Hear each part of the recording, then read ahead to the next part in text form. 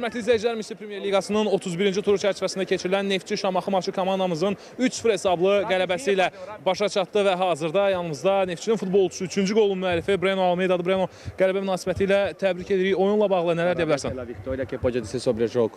Cara, primeiramente quero agradecer a Deus. İlk öncə Allaha təşəkkürümü bildirmək istəyirəm. Quero agradecer a todos os companheiros que fez um bom trabalho hoje.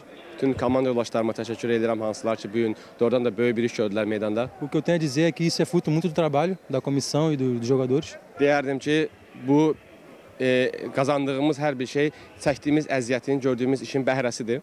Todos nós estamos botando em prática dentro do jogo.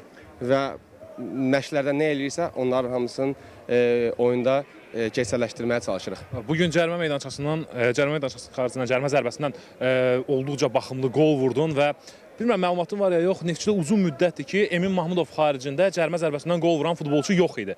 Nələr hiss edirsən? Bunları yəqin ki, məşqdə bu proseslər keçib, amma istəyirəm hisslərini bölüşəsən. Você fez um golaço hoje do tiro livre e não sei se você sabe ou não, excepto Emin, ninguém fez ultimamente, nos últimos anos, não conseguiu fazer gol de tiro livre. Você sabia isso ou não? Ou como aconteceu isso? Estou sabendo agora. Quero agradecer a Deus e quero dizer também que é uma honra estar nesse palco com o Emi, que é o nosso capitão.